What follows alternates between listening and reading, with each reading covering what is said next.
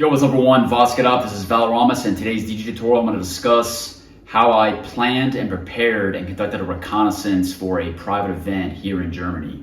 So this is my process that I utilize to conduct a private mobile DJ gig to approximately 100 people, which was a Christmas themed event. Now this is just my experience. I'm going to showcase some photos right now of the event to show you a little bit about what my facade looked like, my DJ setup, and now I'm going to discuss my process for planning and then executing this event. So to execute this event, I had about a 2 to 3 month notice. And to me, that was plenty of time. And while it sounds like plenty of time, my timeline was actually quite compressed because at the moment, or at the time, I was traveling a lot in the world and I did not have access to all of my equipment. I had access to my computer, I had access to my DJ decks because I was on the road, I was doing DJ gigs in the USA, but I could not physically see this venue in advance of the gig or well in advance of the gig. So when I returned to Germany, I had about 6 to 7 days to really prepare for this gig.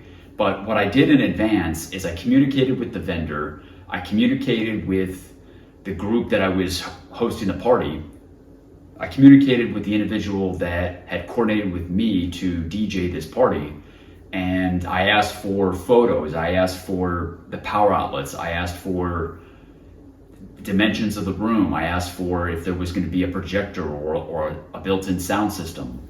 All these questions were answered back to me in the form of photos or text. So I had photos and text, and then I was able to plan the gig. So from the photos, I was able to observe, hey, this is probably not a huge venue. I can probably get away with using my 2 10-inch speakers plus a 12-inch speaker and project sound to all 100 party guests. Then secondly, what I did is I worked with the actual vendor, the venue location, and that staff to then conduct an in-person reconnaissance a couple of days in advance of the gig. And this in-person reconnaissance was actually my sound check.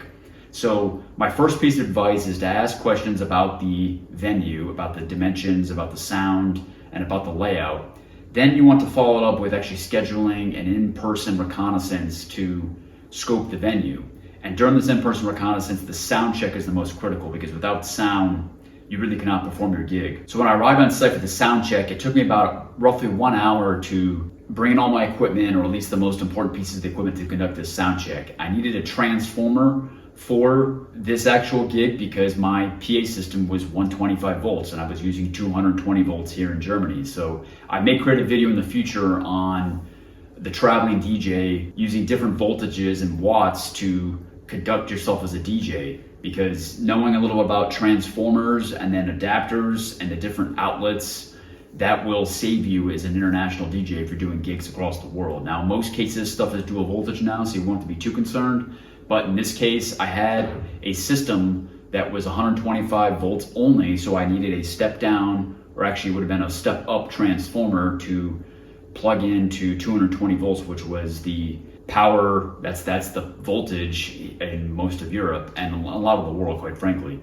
So that sound check was successful, and then at that point I knew the gig I could perform, at least without any major mistakes. But then the third step is going to be, you need to arrive on site for the day of execution several hours in advance, especially for these private events, because it takes you time to set up.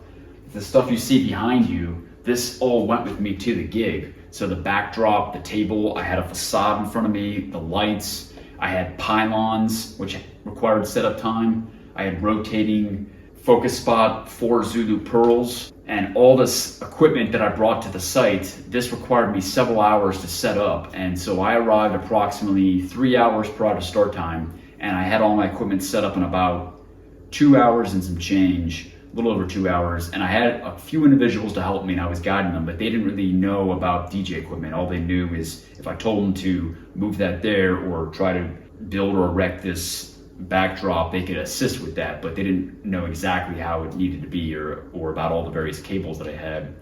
And so this 2 hours of setup time combined with that sound check, backing up further, combined with the Q&A, the question and answer that I did over email, and then receiving pictures, all this fed into the successful execution of the gig. And those pictures, which I'll display again, That's the final product.